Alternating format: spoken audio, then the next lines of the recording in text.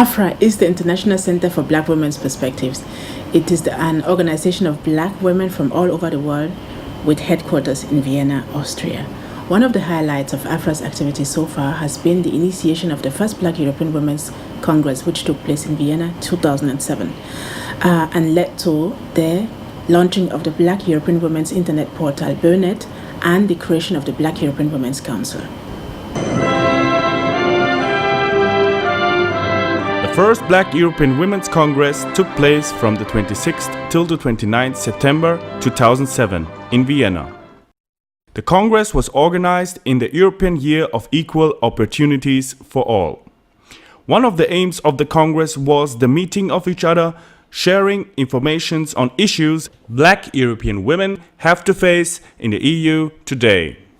It gives me big pleasure that our issues are being taken seriously and that they are being taken into the parliament. It's nearly not possible to get asylum in Austria anymore. I say this in full consciousness of the consequences. I think we have to do a new asylum seeker legislation. For example, we have women with Turkish immigration background on regional level who are Austrian citizens. But until now, there are no colored women represented at all, as far as I know. That means this matter should be concerned. There is a culture within the political parties that exclude black women. One also very important way to deal with racism at state level or European level would be to have very strictly enforced anti-racial discrimination laws. We need punishment, we need sanctions, and these sanctions have to be made public. If the sanctions are there and the public doesn't know that people are being sanctioned for certain crimes, of course, many people will continue to perpetrate them.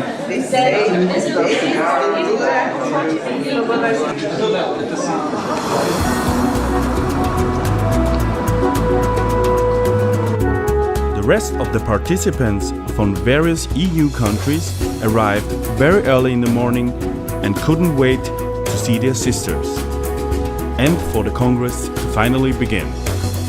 I think it's very important. Again, as black women, we play a key role in bringing up children, socializing them, and also giving support, to black men who also go through difficult times because they are black men. So, I think it's very important that we get together, share our experiences, and again, develop, I hope, a platform for actions, on a global level. It's my single pleasure to welcome all of you here to the first Black European Women's Congress. I will try to name the problem by its name. We are talking here about racism and discrimination. Monday I was in Warsaw, Tuesday I was in Brussels, and it's great to be here. And it's wonderful not to be a minority, either in the case of gender or in the case of race. Fantastic. To be a role model, it is a big responsibility because we're all human. You don't want to let people down. But on the other hand, the positive is it's quite nice to think that you can motivate people to continue the very good work that they're doing. If you should go to Eurostat and you say to them, how many women are in the EU, what proportion they make in the EU population, they will come back to you right away. If you say to them, well, how many black women are EU citizens? What proportion are there in the EU? What proportion are there of women? They cannot answer. They do not have the information. When they talk about women, they don't talk about black women. If they say women, they think about white women. And the thing is, you can't have equality between women and men if you don't have equality between black and white. When people are discriminated, they just can get help when they know what about their rights. The fundamental rights of the people of the European Union are based on the Article 13 of the European Treaty. It's not allowed any discrimination in the case of races, religion, sex, sexual orientation. The Vienna Social Democrats and Sandra Frauenberger as Executive City Councillor in general have repeatedly and explicitly demanded a reform of the current Immigration Act. During the first day of the Congress, the children had to take a break. while the mothers were debating on the black children's future in the European Union. We often behave like inferior people because we've been convinced that we are inferior people. We should push for multiculturalism, which is the coexistence of different cultures within the same space. 3 years ago, I published my first book titled Reine d'Afrique, héroïne de la diaspora noire. That can be translated by Queen of Africa. The German translation of my book, published in this year by a German publisher, Peter Hammer Verlag. They took my book, they keep my name, they keep the title of my book, and they write everything false in my book. They cut 80% of what I've written. We collect data. Go out there, write down your testimonies, write down your experiences, put your epistemologies together, collect the data so that our children's children are not reinventing our existence. When I came to Austria, I realized that if I don't fight to get my rights, no one would give me my rights. No people give away privileges just free like that. So we have to fight to get privileges, to get rights, and this is the reason why I chose to fight for the cause of black women. On the second day of the Congress, working groups were organized, for registered participants only, in this case black women. The others had to make space to let the women operate by themselves. Leah Sempa Mtawi, and I'm from Sweden, originally from Uganda. My name is Marisa Lobo. I'm originally from Brazil. I'm originally of Afro-Caribbean American descent.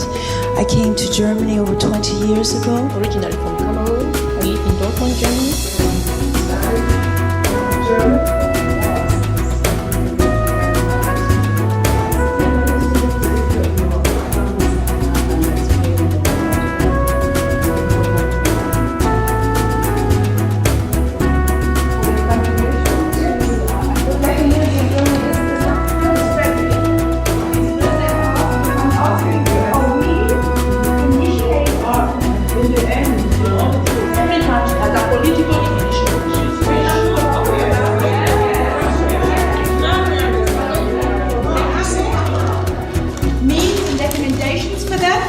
Educational tools for empowerment and participation and decision-making for women. The research on negative impact of racism to be included in nationally accessible databases. We decided to put down a recommendation for affirmative actions. We, as black women, face not only racism, we are constantly dealing with what we are not. That we lack our own people, that we can say, oh, Salome is a doctor, or somebody else is a lawyer, that we have them in our own countries. In their identity of some sexual orientation, but more importantly, honesty. Honesty with ourselves. We need to understand the power of our visibility. We are different, and there's something to be said to being the only one. It's a burden sometimes, but it is also a tremendous access to other things. We want to use this blackness that has been so negative. We want to use it positively. We, as representatives of organizations, it's black women's organizations across Europe that join together in this umbrella body. On the last day of the Congress, the Vienna Declaration has been made. The pressure was high, the time due. It was all up to these women to bring out their final results. No, then we can see if there is need for the discussion. So we are going to move to the third recommendation, or the third recommendation. Black women doesn't define us. You usually have to follow a policy line. And that is a fact of life. If you join a political party, you may agree with 90% of what's said, 10% you may not agree with, but once it's been agreed by majority, you go by the majority. Even here at this Congress, there were some difficult issues that we discussed and we put it to the vote. Yeah, but once the vote has passed, whatever your position is, you go, you follow the line. If we succeed to adopt a Vienna Declaration and to set up the network, we're going to create more space. And I think in that space, we can discuss exchange and take more time to get in detail to satisfy everybody, hopefully. Do we have a copy, or are we going to have a copy in German? Yeah. The final results were brought to paper. A success for the European black women. In Europe, the tendency is that we succeeded within a few days, 2.5 days, to come up with a very powerful Vienna Declaration, which is a historical document, and to set up a network. And the biggest challenge is going to be how to make this network functional. And I think we have ideas. Well, I'm going to take back the fact that, there was this European Black Women Congress here, and it managed to attract women from 16 member states. And I'm not going to say, 2 or 3 countries, because they will think, oh, France, Netherlands, and UK. And I said, no, 16 member states. And that's going to be a very, very strong message to take back. And I would say, they've issued a declaration. And I think, they are, well, they'll not be pleased, but they are going to be surprised. They are going to be very surprised.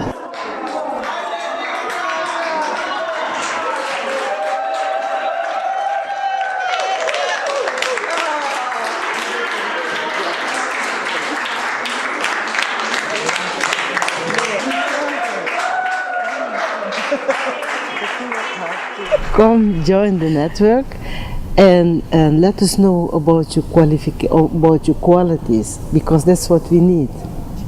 And sometimes, it's not necessary that you have to be a very big scholar, because all of us, we are building a new way for black people in Europe and for the European society.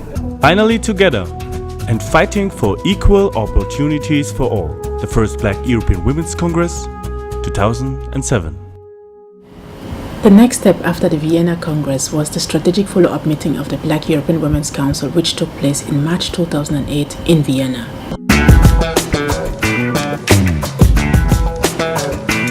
Very welcome here on behalf of both the European Parliament Information Office and the European Commission representation.